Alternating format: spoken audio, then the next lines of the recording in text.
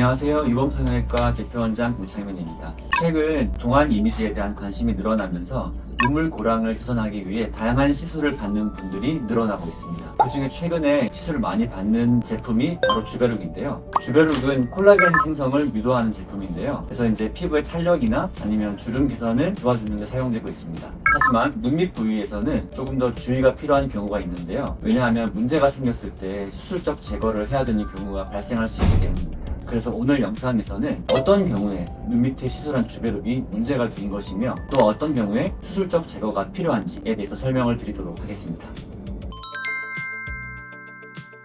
주베룩은 PDLLA와 히알루론산 제품이 섞여 있는 제품으로 이해를 하시면 되는데요. PDLLA는 식물 유래 젖산을 화학적으로 결합해서 고분자 형태로 만든 것으로 이해를 하시면 됩니다. 그래서 이것이 몸에 있을 때에는 체내에서 물과 이산화탄소로 분해가 되는 것으로 알려져 있습니다.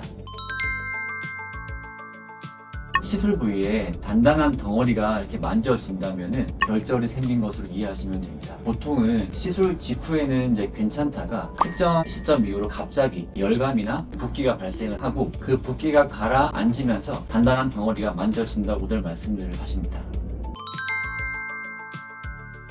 주베룩을 이제 여러 얼굴 부위에 시술을 하는데요. 눈밑이 좀 특징적인 부분이 있습니다. 바로 눈밑은 피부가 다른 부위보다 좀 얇다라는 점인데요. 다른 부위에 결절이 생긴다 하더라도 깊은 부위라든지 그러면은 결절이 잘 촉진되지도 않고 이제 못 느끼는 경우도 있는데 눈밑은 작은 결절만 생기더라도 만져지거나 표정을 지을 때 그것들이 불편하게 다가오는 요소가 될 수 있습니다. 그리고 눈밑은 다른 부위와 다르게 움직임이 많은 부위인데요. 그러다 보니까 시술 시에 균일하게 시술을 했다 하더라도 시술 후에 또 표정을 짓고 하는 데 있어서 얘네들이 눈물 고랑 근처로 PDLL의 입자들이 좀 많이 모이게 될 수 있습니다. 그러면은 이게 또 결절로 연결이 될 수도 있을 것 같습니다.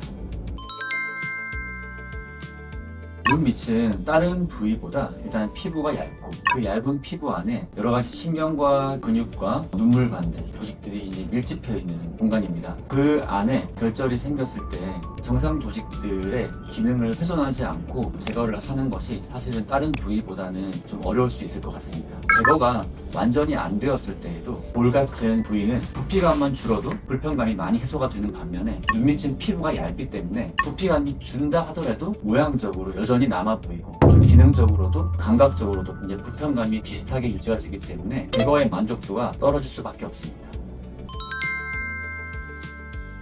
처음에 치료 시도는 비수술적인 방법으로 하는 것이 원칙이긴 합니다. 안에 농축이 좀 더 많이 되어 있는 경우라든지 아니면 염증 반응이 심할 때에는 식염수로 시술을 한다라든지 아니면은 고주파라든지 초음파 같은 시술들을 통해서 결절들을 좀 더 부드럽게 풀어주는 방법, 그리고 스테로이드, 나트륨 같은 제품들을 이용해서 염증 반응을 억제시키는 방법 같은 것들 시도해 볼 수 있는데요. 그럼에도 불구하고 결절이 남아있거나 줄어들지 않을 때에는 최종적인 방법으로 수술이 선택되고 있습니다. 주베룩 자체가 아까 설명드렸던 것과 같이 이제 PDLLA라는 성분은 체내에서 자연스럽게 분해가 되고 배출이 되는 성분이기 때문에 크기가 크지 않은 경우에는 자연스럽게 없어지기도 합니다. 근데 이제 크기가 일정 크기 이상 커지게 되면 면역 반응이 강하게 발생하시는 분들 같은 경우에는 시간이 지나도 크기가 줄지 않고 반복적으로 염증 반응이 일어나고 이런 분들도 있습니다. 그래서 우리가 보통은 몸에서 한 1년에서 한 1년 반 정도 되면은 주베룩 자체는 분해가 되는 것으로 알려져 있는데요. 그것보다 이제 양이 너무 많이 들어가는 경우에는 1년 반 이상 지나도 안에 남아있는 경우도 생길 수 있습니다. 그런 경우에는 수술적 제거를 할 수밖에 없는 상황들이 생기는 거죠. 오늘은 주베룩과 특히 눈 밑에 결절이 발생했을 때의 치료법에 대해서 알아봤는데요. 오늘 내용이 도움이 되셨다면 구독과 좋아요 부탁드리겠습니다.